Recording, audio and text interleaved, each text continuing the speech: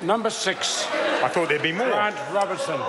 To the Minister of Finance, what state-owned enterprises and Crown entities were identified as having, quote, specific opportunities, end quote, for capital recycling in the Treasury report, Capital Investment, Recycling and the Fiscal Strategy dated 3 November 2014, and did he reject any of the specific opportunities identified by officials? The Honourable Stephen Joyce.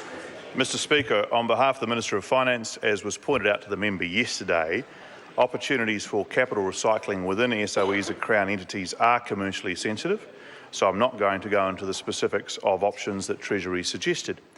What I can say, though, is the government has a clear policy of no further government share offer type asset sales or indeed outright sales of SOEs. With regards to the second part of the question, I did disagree with a number of options from Treasury, as ministers often do.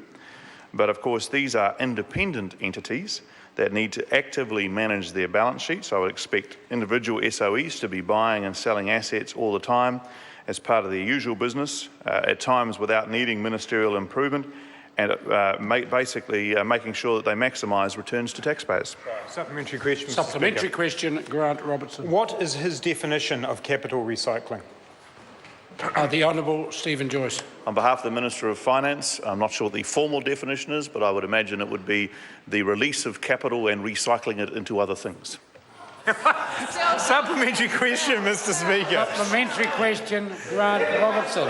In light of that answer, is the, quote, other things that capital will be recycled into, does he mean by that going back into those SOEs and Crown entities from which they've come?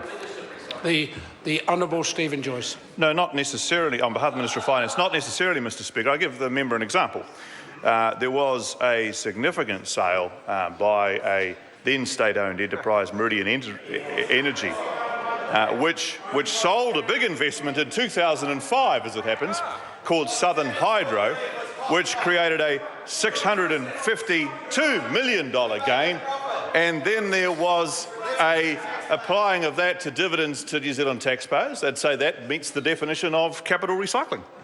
Supplementary question, Mr. Speaker. Supplementary question, Grant Robertson. Is the purpose of capital recycling in fact what the Treasury paper says, that this would be, the $2 billion he hopes to save would be, quote, sufficient to bring forward debt repayment, i.e. the government is planning to pocket the proceeds of the sales, not recycle them into the SOEs? The Honourable Stephen Joyce. Well, Mr Speaker, on behalf of the Minister of Finance, that's a very interesting insight that the member's just given us. He defines repaying debt as pocketing the proceeds of sale of capital. Well, Mr Speaker, it may come as a surprise to him, but repaying debt is actually a benefit to taxpayers. And if he thinks that that's pocketing the money is not repaying debt, Mr Speaker. Repaying debt is improving the capital position of taxpayers. That's an appalling suggestion. That member needs to do Mr. Speaker. Order. Order. Supplementary question, Grant Robertson. Why should New Zealanders, who are the ultimate owners of these SOEs and Crown entities, not have the right to know what parts of the assets are being put forward for sale, or is this another application of the grosser principle that ordinary New Zealanders are to be viewed as children?